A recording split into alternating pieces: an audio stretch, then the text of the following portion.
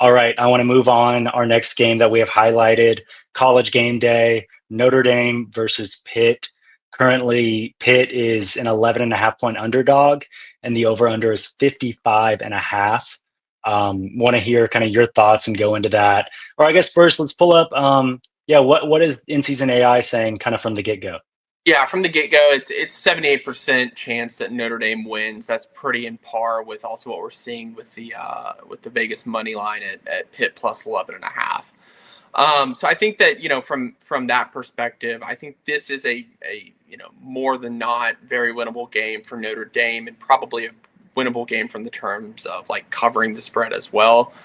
If we take a look more in depth at these teams, I mean, look, I Notre Dame is 7-2, and you can say, hey, they've had two losses very early on in the season, and have won. I think what is it, the last seven? I think they were 0-2, now 7-2.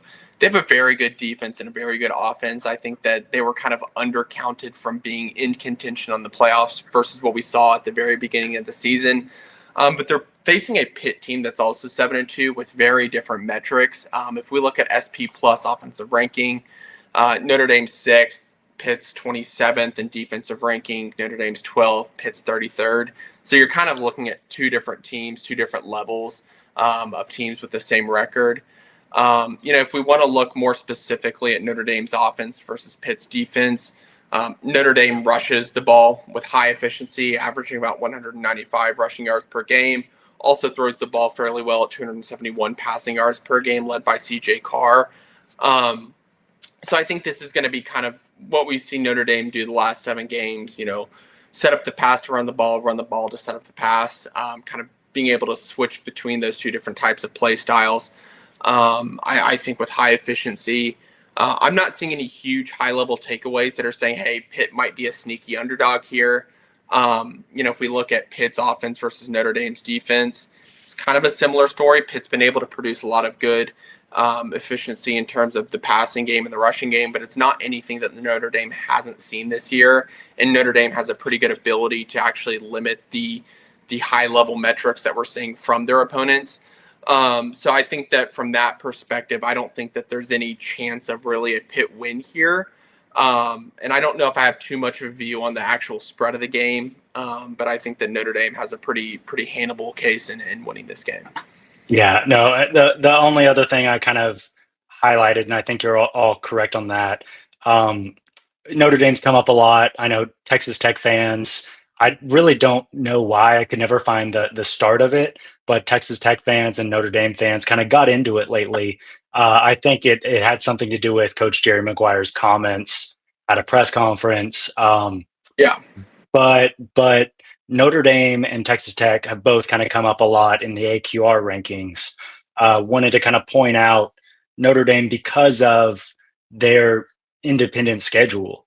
They've had, I guess, 3 what we would call Q1 games so far. Mm-hmm. Miami, Texas A&M. So started off with a really tough 1-2 kind of punch, and then USC. In those games, they lost by 3, they lost by 1, and then they beat USC by 10. The reason they're kind of at number 13 right now in the AQR is because they just kill you with Q2 and Q3 wins. Yeah. Even though they have those 2 losses, they're to quad 1 teams, so the AQR doesn't harshly penalize those losses over like a Q3 or Q4 loss. But man, they have Q2, Q3 wins. Of those 7 games they've played, they have kind of 1 Q1 win, or 7 wins on their 7-game winning streak. 1 Q1 win, 3 Q2 wins, and 3 Q3 wins. So Yeah. they kind of have that. The last thing I wanted to point out, kind of any of the Heisman hopefuls that we have whenever we're previewing a game, I want to talk about Jeremiyah Love. This Notre Dame offense, they, SP plus 4 or 6, whatever they are, offense. But man, they go with Jeremiyah Love. If he's on, if he has a good game, really, if they're giving him the ball, because you look at that Miami game, only 10 attempts rushing, Texas A&M game, 23 attempts, 94 yards. But when he's on and when he's playing well, when they're giving him the ball a lot, man, they they're tough to beat because he is phenomenal. Yeah, and look, he's improved over the season as well. I have him as our number one overall rushing running back. That's considering both receiving and rushing, but I have him number one in overall rushing and offense. He's a great running back. He's has now teetering over the last 3 games around 8.1 yards per carry. Pair of touchdowns in the last 2 games against Navy and Boston College, 1 touchdown against USC.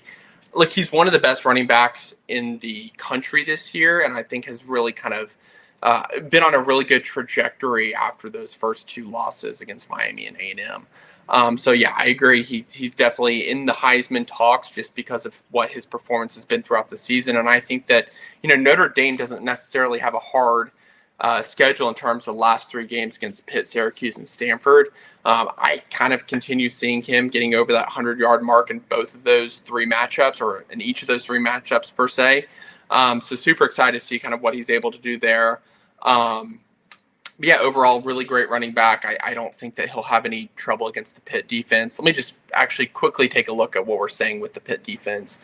They do actually have one of the better run defenses, but kind of at the highest level, I don't think that's going to be too much of an issue. Yeah, I mean he's seen his whole career really. He's seen good rushing defenses that he is still able to put up yards on. So I don't know if that's necessarily going to stop him. Mm-mm. What will be interesting is if early on Pitt is able to stop the run, if Yeah, Notre Dame starts to lean on CJ Carr and kind of yeah, abandon the run, because that's what we saw in the Miami game.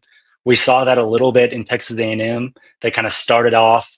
You could tell their kind of first 15 scripted plays. yeah, They were let's establish the run, and that didn't really work. So they went away from that, and obviously then it became a kind of a 41-40 kind of a old time Big 12 matchup. So yeah, that's kind of what I wanted to talk about. Any kind of last minute things that you wanted to talk about for Notre Dame versus Pitt? No, yeah. I mean, I think we've kind of covered most of what we wanted to talk about. I think that kind of what you said at the end, if they take away the run game early on, having CJ Carr as his momentum over the last couple games has been pretty spectacular. I think he's an excellent quarterback. He ranks as one of our top 10 percentile quarterbacks in the country this year. So I just don't think Notre Dame's going to have any issue against Pitt. Yeah, and to your point, I don't think they'll have much issue against No. Syracuse or Stanford either. It seems to me with where the committee has them right now, and all the other games, the teams that are ahead of them, the games they still have to play. Yeah. Notre Dame's pretty much in unless they falter here in one of these games. Yep. And this would be the most likely of those last 3. Yep, I agree.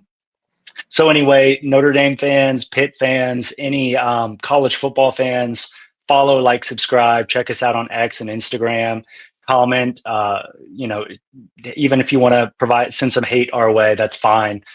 We can take it. But check us out. It's INSZN.co or INSZNCFB.com to find out all of the AI derived insights that in-season AI powers, as well as the advanced college football analytics